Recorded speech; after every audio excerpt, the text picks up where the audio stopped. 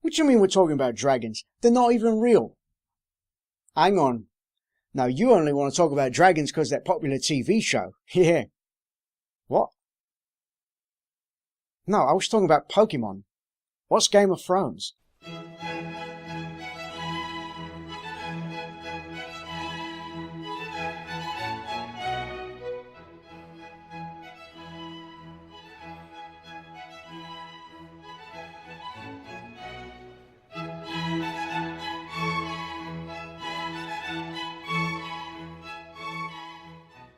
Welcome to A Brief History of the Past. I'm Kaelan, and today we're exploring the history of dragons.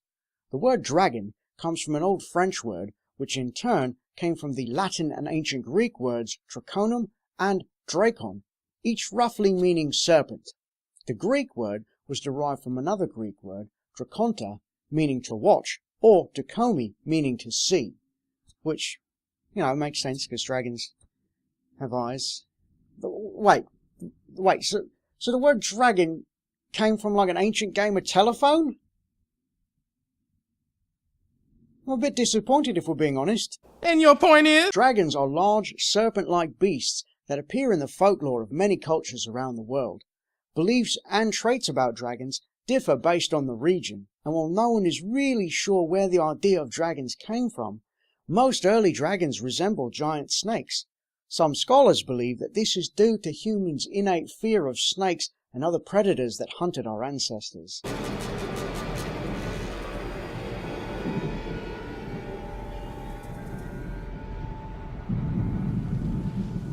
Snakes. Why did it have to be snakes?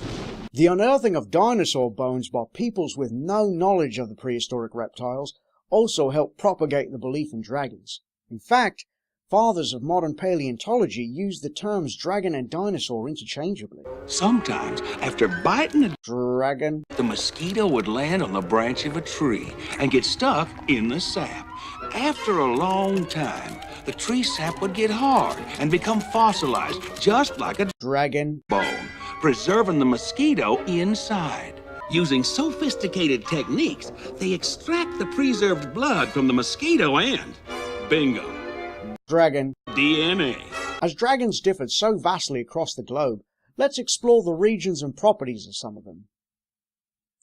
This feels like another list coming on. In ancient Mesopotamian literature, there were references to both benevolent and malevolent dragons.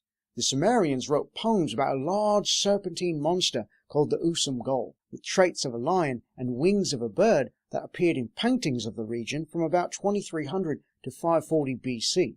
There was also another creature with similar traits that was known as the Furious Serpent, whose likeness was used as a protective emblem.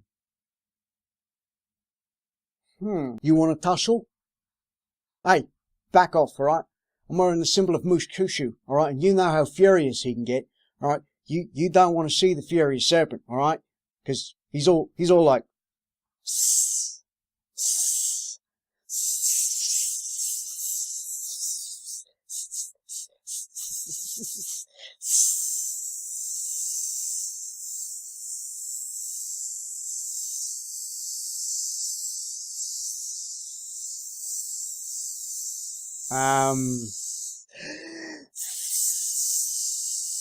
Ancient Egyptians believed in a giant serpent named Apep that lived in the underworld and would battle the sun god Ra.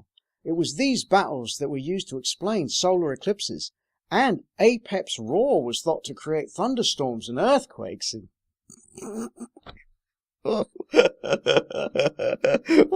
Really? A giant serpent creating thunderstorms? How ridiculous! I mean, come on, everyone knows that thunderstorms are a result of Zeus throwing a tantrum. Release the Kraken! Excerpts from the Bible mention a sea dragon named Leviathan who was slain by Yahweh as part of the creation of the world. The book of Job described Leviathan as breathing fire and smoke, a common mythical dragon trait. In the book of Daniel, he saw the Babylonians worshipping a dragon. Daniel crafted cakes made of pitch, fat, and hair for the dragon to eat. There is no way that had a good mouthfeel. I merely chewed in self-defense, but I never swallowed. The dragon, who clearly had no taste buds, ate the cakes and burst open as a result of it. You know, this Bible sounds rather entertaining. You think it'll catch on? In Indo-European mythology, dragons were almost always antagonists and typically slain by a hero of some kind. In the Greek poem Theogony, Zeus battles Typhon, a monster with 100 serpent heads that could breathe fire and make frightening animal noises. Animal noises? Hey, Hesiod, what you working on, mate? I'm working on this epic poem, right? And I've got this creature, you know, and it's got like 100 serpent heads and it breathes fire, right? But it's just missing something, you know? Oh, how about this? And I'm just spitballing here. But what if it makes animal noises? I'm sorry, what? Animal noises, you know, things like caw, caw, and and ow, and moo, ribbit, ribbit, and ba, ba, and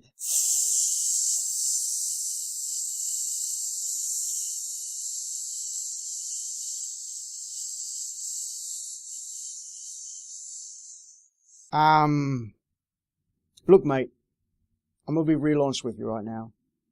I love it. Hesiod would also write of another hero, Heracles, slaying the Hydra, a multiple-headed serpent with poisonous breath. Cut off one head, 2 more shall take its place. Hail Hydra. In Norse mythology, Jormungand, a giant sea serpent, encircled the world until it was slain by Thor, the god of thunder. In the tale, Thor fished for the creature using an ox head as bait, and when Jormungand bit, Thor pulled it out of the water and bashed its head in with his magic hammer, Mjolnir, and thus, sports fishing was born. That's what...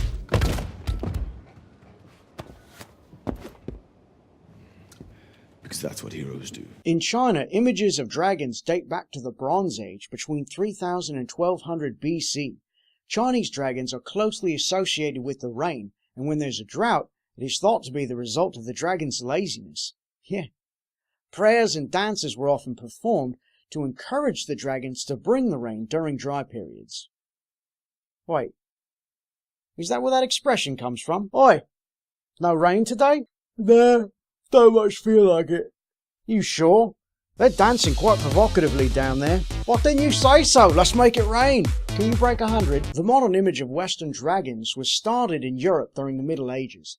The oldest image of a Western dragon appeared in a hand-painted illustration from around 1260 AD.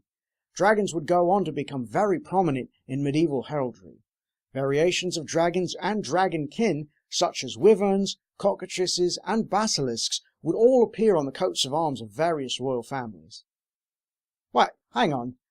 If dragons were evil creatures that were supposed to be slain, why would you want to embroider that and wear it on your tunic? A way of peacocking? Tell you the truth, this guy's starting to get on my nerves. Western dragons would go on to inspire many of the dragons known in pop culture today. Right, you've got Vermithrax, you've got Smaug, you've got Draco, that dragon that ate Matthew McConaughey in that movie with Batman.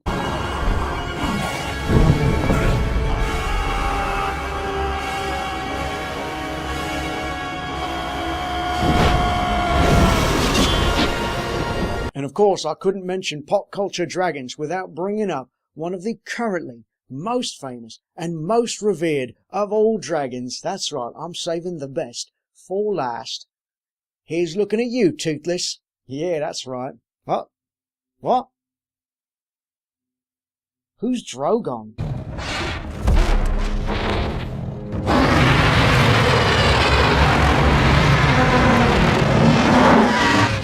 There you have it, everyone. A brief history of dragons from around the world.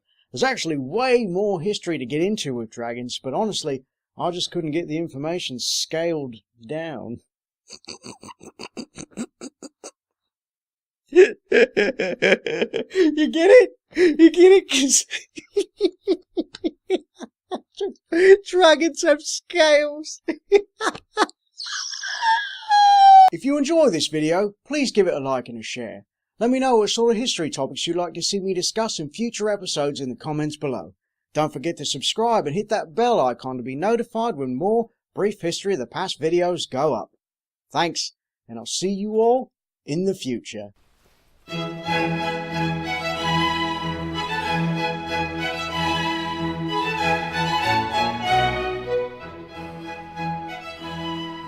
Welcome to A Brief History of the Past. I'm me. You're you, presumably.